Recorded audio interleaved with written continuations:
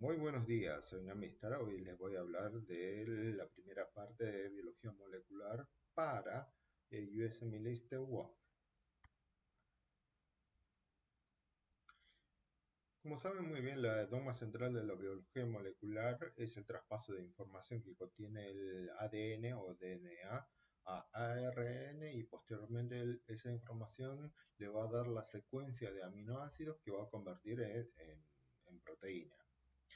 Dentro de esa información que contiene esa secuencia de aminoácidos que va a formar proteína posteriormente, tiene una característica de que sea doble cadena, paralela, antisentido, o sea, de un lado corre de 3' a 5' y el otro lado, si lo miramos, va a correr de 5' a 3'.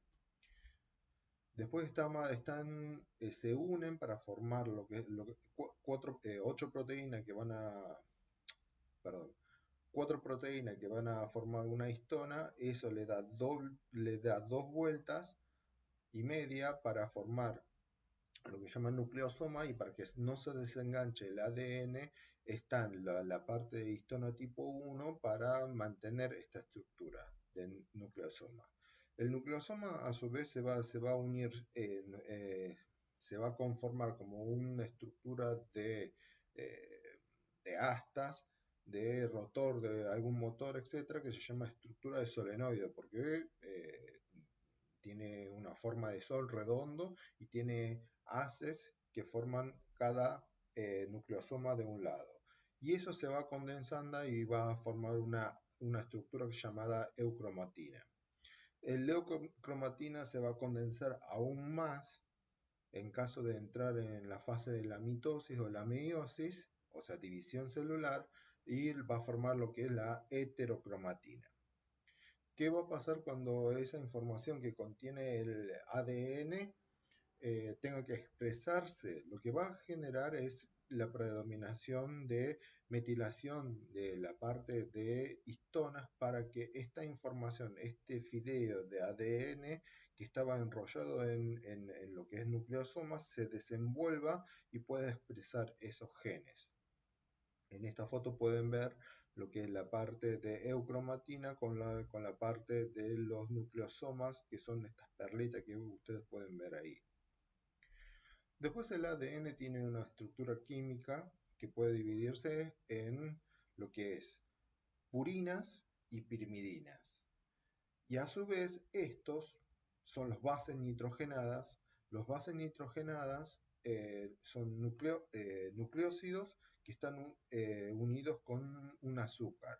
En caso de agregarle grupos fosfatos, esto se convierte en nucleótidos, ¿sí? Nucleósidos y nucleótidos.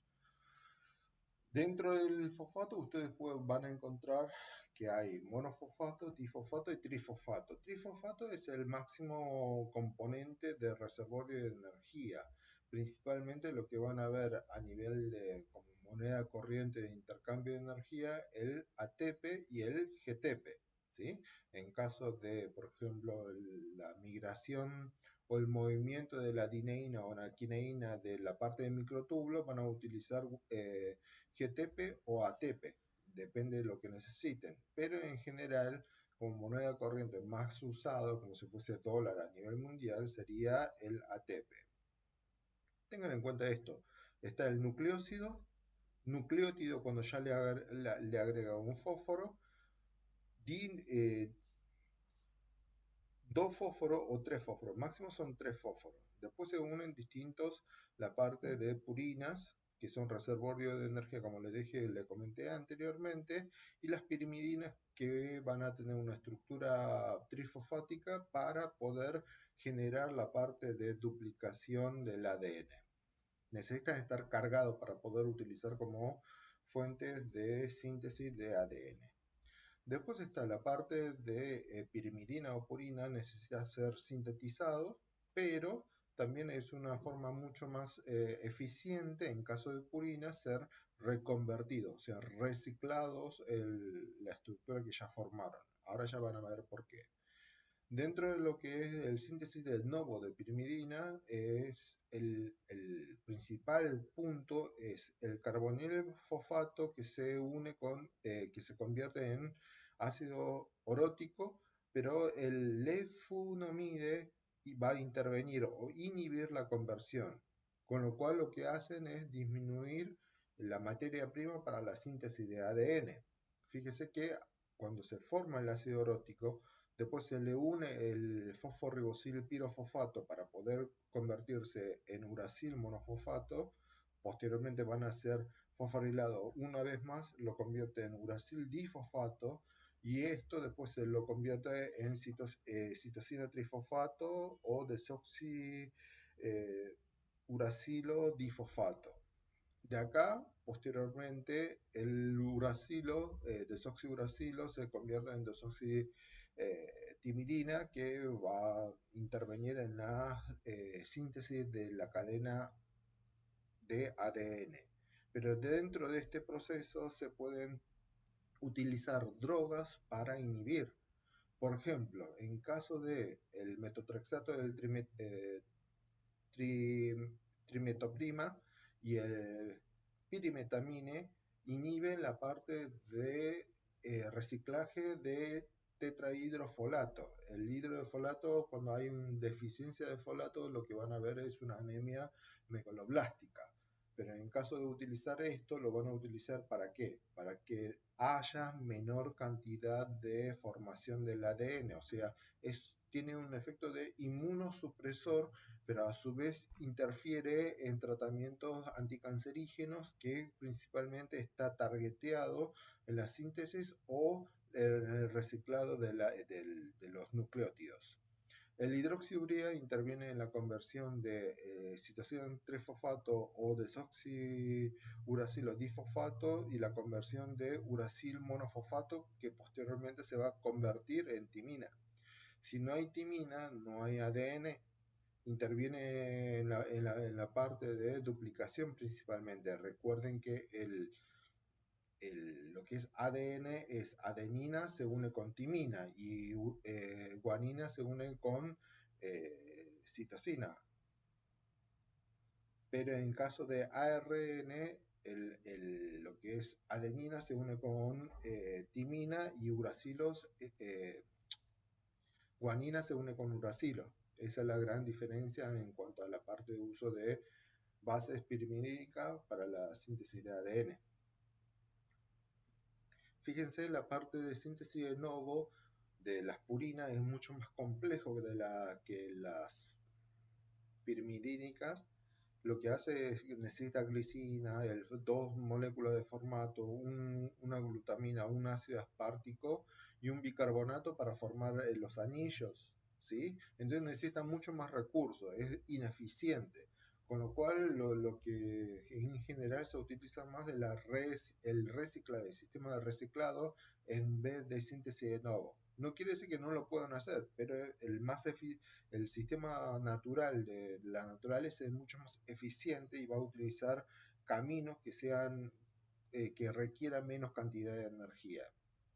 Fíjese esto, las drogas que actúan en la parte de síntesis de purinas está el 6-mercaptopurina, azatioprina, micofenolato, y después está en la parte de conversión de inositol monofosfato a guanosine monofosfato, o sea, como agente antiviral, está en la parte de ribavirina, en la parte de ARN, virus del ARN, pero tengan en cuenta esto también, por ejemplo, síntesis de ARN para la parte de virus de ARN, actualmente está haciendo estrago lo que es la parte del coronavirus, es un virus de ARN. Entonces la parte de reconversión de las purinas ya utilizadas, tengan en cuenta la parte del el GMP, lo van a convertir o sea, le saca el grupo fosfato y lo convierte en nucleósido, guanosine. Guanosine después lo que hace es sacarle la ribosa y lo convierte en guanina. La guanina, el fosforribosil pirofosfato se lo une para volver a convertirlo en GMP. El GMP, este proceso de conversión del agregado del grupo de fosforribosil pirofosfato Está mediado por la enzima hipoxantina guanina fosforibosiltransferasa. Fosforibosiltransferasa, pirofosfato, esto se lo agrega y lo va a convertir en guanosina o eh, el IMP o inosina monofosfato. Esto es muy importante en caso de una enfermedad genética llamada Lesch-Nyhan Syndrome, síndrome de Lesch-Nyhan, que es la ausencia de esta enzima que le agrega el grupo de fosforibosil pirofosfato para convertirlo en nucleótido en vez de tenerlo como bases nitrogenadas comunes. Va a presentar con una clínica de hiperuricemia, gota, agresión, automutilaciones, además tiene problemas de alteraciones intelectuales y distonía. Y está ligado a lo que es la cromosoma X, o sea, cuando esto es, aunque sea recesivo, si está presente en un hombre, la mutación lo va a presentar 100%. En caso de mujer, va a tener en un 25% de probabilidad de que lo manifieste clínicamente o pase desapercibido y después ese gen puede ser transmitido hacia su descendencia. Después tenemos la parte de la santina oxidasa que va a agarrar la guanina, lo va a convertir en santina. Santina, a su vez, la santina oxidasa lo va a convertir en ácido úrico. Recuerden que este patrón, cuando aumenta mucho lo que es base nitrogenada, lo convierte en santina, y después la actividad de santina oxidasa lo va a convertir en ácido úrico. Cuando consumimos mucha cantidad de carne, etcétera, en pacientes que no, tiene una alteración a nivel enzimático, lo que va a generar es aumento de ácido úrico. El aumento de ácido úrico puede precipitar en formación de cálculos. A su vez, lo que es la parte de acumulación de esos cálculos o los cristales a nivel de las articulaciones va a terminar generando gota. A veces las gotas ya no se observan tanto, pero tiene una clínica de formación de estructuras como si fuese tiza. Se rompe lo que es la piel y se forma como cristales, y esa acumulación de esos cristales después terminan siendo como una tiza. ¿Por qué pasa eso? Si falta esta enzima, todo el camino va a ser hacia abajo, ¿sí? Porque no hay una circulación normal que debería haber una reciclado, se rompe y toda esta cadena se va a formar en aumento de ácido úrico, con lo cual van a tener que empezar a cuidar con la parte de dietas y además otros medicamentos que sean úricos y a su vez antiinflamatorios. Después tienen la parte de la formación de adenina. La adenina, que es bases nitrogenadas, adenosina, que es agregado de la ribosa, y después está la parte del nucleótido que es adenosina.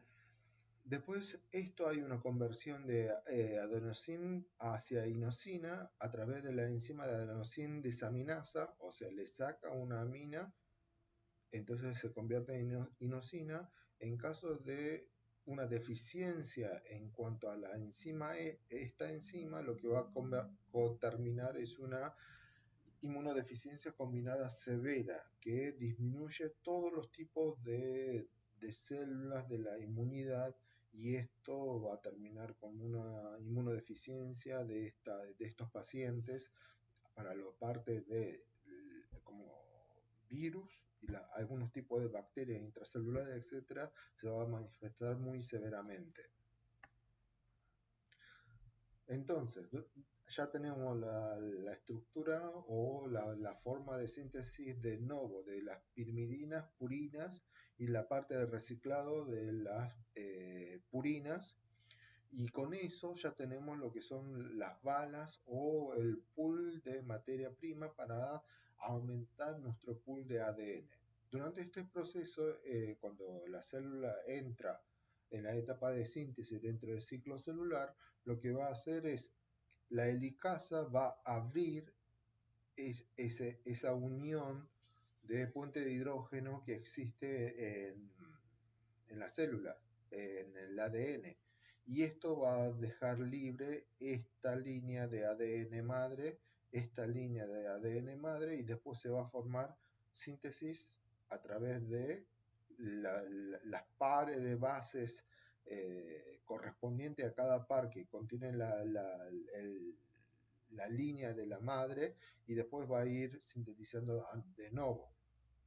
Cuando la helicasa empieza a abrir esta cadena, la tensión que se acumula en la parte posterior y la parte anterior tiene que ser liberado. De otra manera, se va a romper la estructura de doble helicoidal del ADN.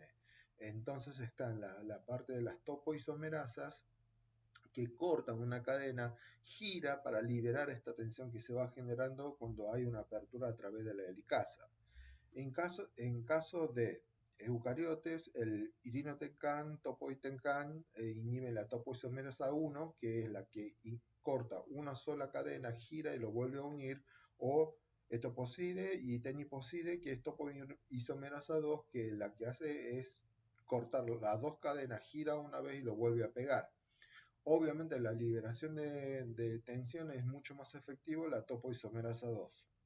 En caso de procariontes, las fluoroquinolonas inhiben las topoisomerasas.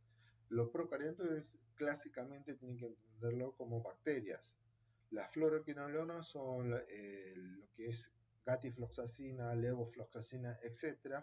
Lo que inhibe es la actividad de topoisomerasa y como consecuencia lo que genera es una destrucción de las estructuras normales circulares de las bacterias y posteriormente la muerte de esa bacteria. Por eso se utiliza como antibiótico. Después tenemos la construcción de siempre del ADN es CYP3', 5', pero como la cadena contraria se va a formar hay una cadena continua que se va sintetizando y hay otra cadena que tiene que ir, ir sintetizando a medida que se van liberando. Entonces se va a formar como fragmentos y eso se lo llama fragmento de Okazaki. Entonces hay un primer que le da lugar a que se pueda unir el ADN polimerasa. El primer es un ARN, con lo cual no corresponde a la estructura de ADN. Con lo cual, viene un primer, se pone ahí, viene el ADN polimerasa, sintetiza a medida que se va avanzando la helicasa. Hay otra cadena que se va sintetizando en forma continua. En este caso, la cadena continua se llama la cadena adelantada y la cadena discontinua se llama cadena retrasada. La cadena retrasada necesita de otros pasos porque el ARN primer tiene que ser eliminado y volver a formarse el ADN correspondiente, se reemplaza, se lo saca el primer, se le pone el ADN y después está la parte de ADN ligasa que va a ligar toda esa parte de los fragmentos para que quede la cadena hija toda continua. Después, como el procarionte es un ADN circular, no necesita protección a nivel de los extremos. En caso de eucariotes, lo que tiene son las telomerasas, que es una secuencia repetitiva de TTAGGG, lo va multiplicando en un template de ARN, posteriormente se forma en muchísimas secuencias y esto es adosado a los extremos para proteger la información que tiene el ADN. Se dice que una de las teorías de por qué a nosotros a medida que envejecemos las células pierde la información o se convierte en células cancerígenas es por la disminución de estos extremos del telómero y posteriormente eso afecta a la parte biológica nuestra. Después las mutaciones celulares pueden ser de transición o transversión. ¿Cuál es la diferencia? La transición es la conversión de purina a purina o pirimidina a pirimidina. La transversión es que de purina se pasa a pirimidina o pirimidina se pasa a purinas. O sea, cambiamos totalmente la estructura molecular o no, la estructura química, digamos. Después está la parte de mutaciones de sustitución de un solo nucleótido que puede ser silencioso, que no genera muchos problemas porque en general, como sabemos, los codones tienen información en los tres pares de bases. El tercero en general es algo flotante, o sea, no es crucial. Lo más importante es los dos pares de bases iniciales de un codón, y posteriormente el tercero es como un accesorio. Y además tengan en cuenta el código genético es degenerado, con lo cual si esa mutación puntual es reemplazado por el mismo aminoácido, por la secuencia cambiada, genera que traiga el aminoácido que corresponde, pasa silente, no pasa nada. El missense o el sentido alterado es la parte de eh, que cambia el tipo de aminoácido que debería ir en ese lado. Si es en caso de ácido glutámico, lo convierte en aminoácido valínico, entonces eso después termina generando en células falciformes. Después está la parte de sustitución que termina con un sinsentido. Sinsentido quiere decir que esa mutación termina generando la secuencia de terminación dentro del codón. Dentro del codón hay 64 combinaciones, 3 son de terminación de este proceso, que es UAA, UAG y UGA. En caso de que alguna mutación termine con alguno de los codones de esto, lo que le dije recién, va a terminar ahí la parte de traducción, ¿sí? Entonces eso es una proteína incompleta, se libera, vendrán las proteasas, se le adhiere la ubiquitina y después lo llama a proteasoma y lo eliminan porque es deficiente. Con lo cual no tendría tanto problema, pero la parte de misén o sentido alterado serían los más problemáticos. Después, ¿qué pasa? Cuando termina una mutación que le termina corriendo el sentido de los tripletes por agregación o eliminación de una base, eso sí generan problemas. Después está la parte de, como después lo vamos a ir más en detalle, pero el ADN tiene la información. De ahí se va a formar el ARN mensajero que va a llevar la información para los codones. Pero no toda la información del ARN mensajero primario va a terminar yendo a la parte de citoplasma para generar la proteína, sino tiene sitios de clivaje para recombinar esa información, que está en la parte de exones y los intrones. Los intrones son secuencias que uno no necesita, no se va a traducir en citoplasma, entonces lo que va a hacer es tiene una secuencia específica para que venga unas enzimas, lo corte y empalme los exones para posteriormente traducir en la secuencia de aminoácidos. En caso de que haya alguna alteración en ese espacio de splicing, o sea, los cortes que debería hacer en ese sitio, no se produce, o dentro de las zonas que no deberías haber corte, se produce un corte. Entonces termina generando una alteración en cuanto a la expresividad de ese gen o de ese ARN mensajero. Bueno, esta es la primera parte de la parte de biología molecular del USMLE Step 1. La próxima voy a estar adentrando un poquito más con otros temas relacionados a este examen que nosotros todos queremos pasar. Gracias y hasta la próxima.